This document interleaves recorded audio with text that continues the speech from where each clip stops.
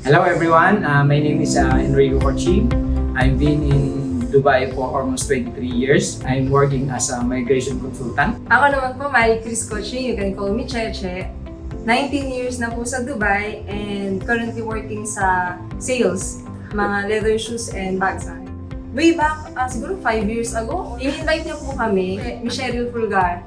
Kaya lang nung time na yon, medyo busy pa po. So, sabi namin, pass muna kami. Pero this time, nung pinakita niya po sa amin, sabi namin, try natin, check natin. Sabi niya, pinakita niya po yung difference ng ginagawa namin ibang business, ginagawa namin sa work. Kasi as an OFW, nasa ibang bansa ka to earn eh.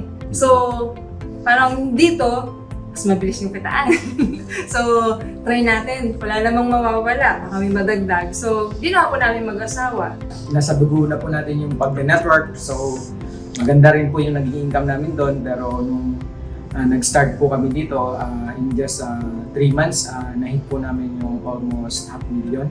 So, actually, wala pa pong 3 months yun. So, doon po kami naging active. Mas na-inspire. Mas na-inspire po. At saka yung tinatrabaho mo ng 10 years, pwede mo palang kitain dito ng in the span of pwedeng 1 taon, pwedeng 1-2 taon, yung pagtatrabaho mo ng 10 years. Kumbaga na ma-maximize mo yung time mo sa ginagawa mo dito sa ginagawa natin dito. Actually, nag-start kami dyan kasi nasa migration consultancy kami. So may mga kliyente po kami na mandatory yung home ties na tinatawag. Pag sinabing home ties, ibig sabihin kailangan nila ng properties.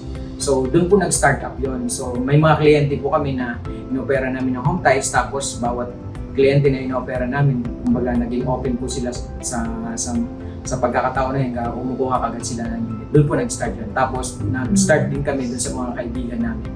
Tapos napakagandang startup kasi lahat ng kinakausap namin ay nagiging okay po, naging positive result.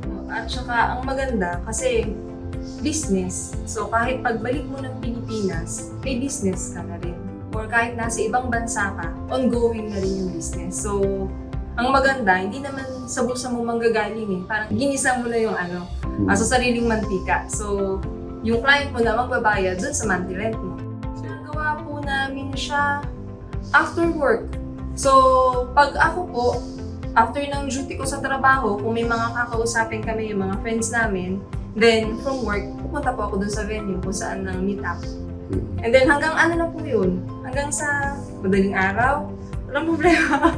hanggang basta mai-close namin. Sa inyo naman kung kailan mo gustong gawin, tsaka napaka-flexible.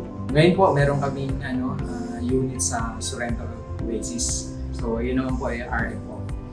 Kumbaga, napakagandang business din po yun. Yung unit, pwede mong paupahan daily ng 2,500. So, nung kinumpute ko, sa 1 month, kung within 20 days, magkano agad? 50,000. So, malaking bagay. Malaking tulong po. Message po natin sa mga OFW na kagaya ko. So, hindi naman po lagi malakas ang katawan natin. Dapat po ma-maximize natin yung nag-spend tayo ng oras sa hindi naman tayo kumikita. Dapat po doon tayo sa kumikita.